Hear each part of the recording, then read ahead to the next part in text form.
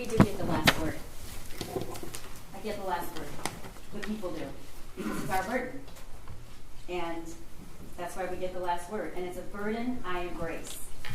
It's the burden to prove beyond a reasonable doubt that Jennifer Crumbley is guilty of involuntary manslaughter. It's not a burden that I have to prove every single fact about the case beyond a reasonable doubt. That's not the law. That's what she told you the law was. It's not the law. The law is I have to prove every element beyond a reasonable doubt. Beyond a reasonable doubt. Not any doubt. Beyond a reasonable doubt. The defense gets to decide how they present their case. They get to decide that. She gets to stand up and say what she said. But your job is to listen to the facts of the case. Your job is to listen to what the judge tells you the law is.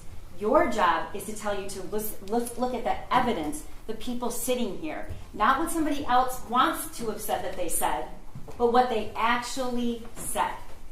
Your job is to consider not what lawyers say about their own life and their own circumstances and their opinion. Your job is to consider the facts and the evidence in this case. I have to address a couple things, and I'm going to be quick.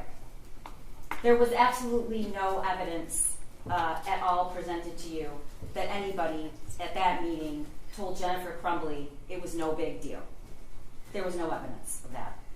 There was no evidence at all that Jennifer Crumbley was very surprised by how long the meeting lasted.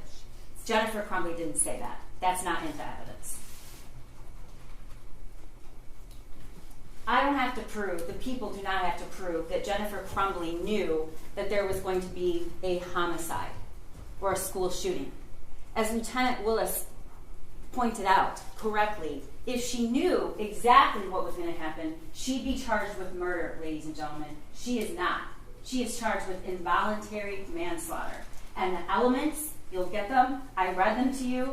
The standard and what I have to prove is not that she knew that her son would go shoot up the school and kill 4 kids. I have to prove that she had a legal duty. She negligently performed that legal duty. She negligently did not take steps to take care and protect the other children in that school when there was a reasonable foreseeability that ordinary care was required. The smallest of things. The smallest of things.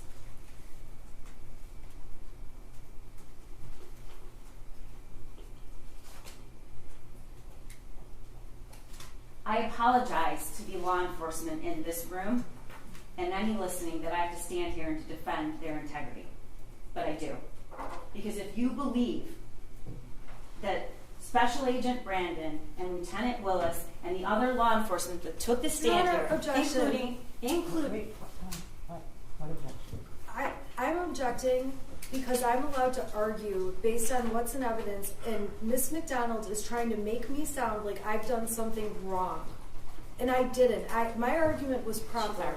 She's arguing. It's my rebuttal. Yeah, overruled. You commented on the statements of the police officers. You argued about the statements of the police officers. She gets to argue about the statements. The exact quote was, they probably did that to all the witnesses in the case. If you believe that, then you believe that the Sheriff's Office, Lieutenant Willis, Special Agent Brandon, the ATF, the Federal Marshals, the Detroit Police Department, anyone who the evidence tech, they were all in some sort of conspiracy.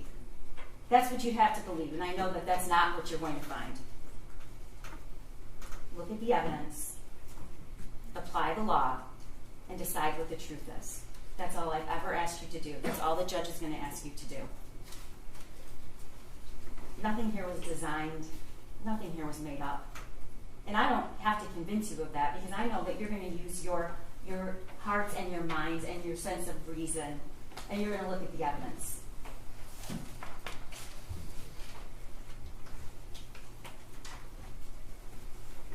The first statement Jennifer Crumbley makes about this gun, her son's gun, was at the substation after the shooting, And this is what she said.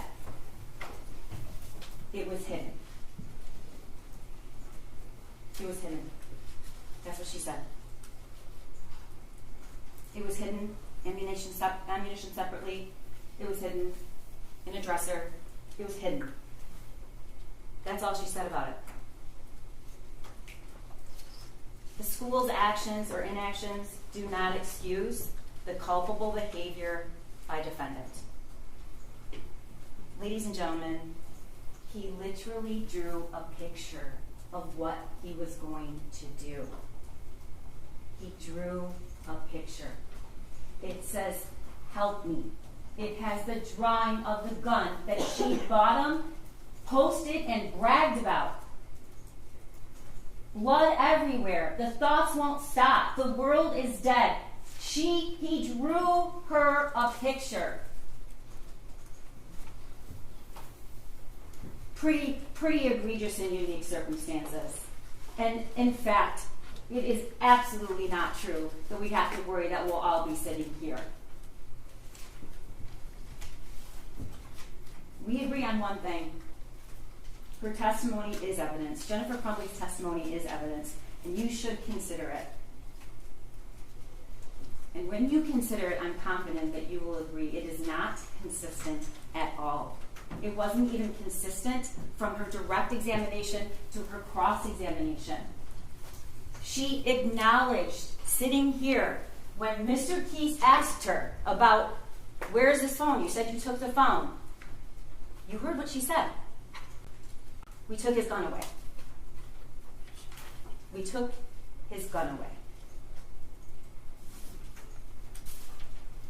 I don't have to prove flight beyond a reasonable doubt. I already told you that. You can infer consciousness of mind. And what does that mean? You run, you delete text messages, and you lie because you know she knew she did something wrong. The question about why Jennifer Crumbley didn't take one of these small actions, secure the gun, find out where the gun is, it looms large in this courtroom. There is no one it looms larger for than the victims and the family members of those kids who were killed on that day. We don't have to prove why. But remember what she said. I wouldn't change a thing. Just hours ago, she said, I wouldn't change a thing.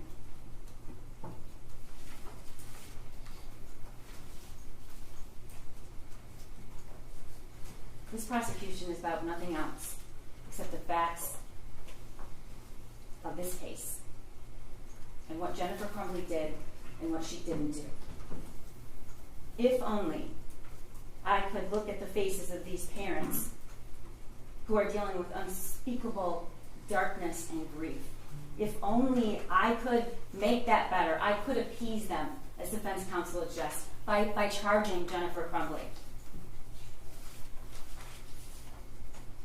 These are the parents of Hannah St. Juliana. These are the parents of Madison Baldwin.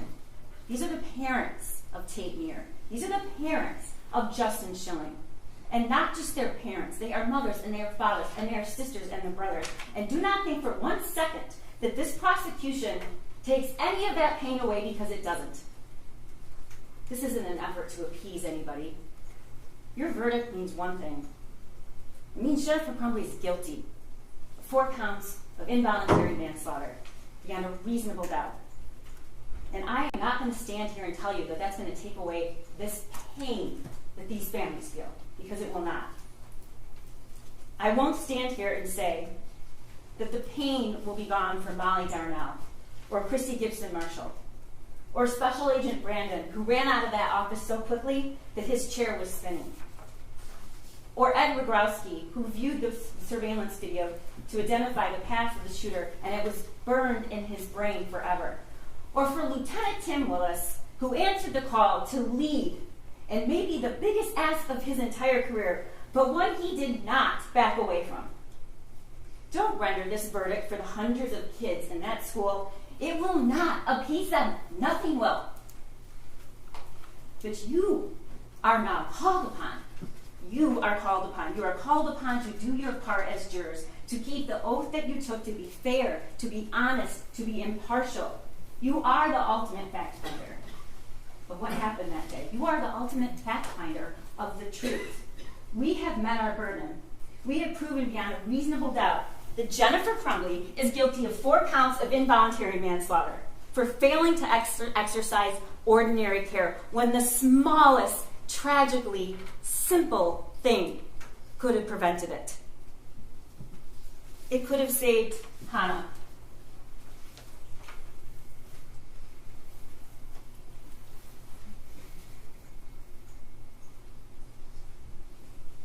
It could have saved Madison. It could have saved Tate. And it could have saved Justin. And she sat here and she said she wouldn't do one thing different. And lastly, I'm going to address the question I know that's on the minds of a lot of people in this courtroom and a lot of people listening. I'm going to say what I know they're all asking and they want to say. When she took the stand and she testified about her own loss, and she was asked the question, "You lost everything?" She said yes. She hasn't lost everything, ladies and gentlemen. Her son is still alive. Find her guilty of 4 counts of involuntary manslaughter. Thank you. Thank you.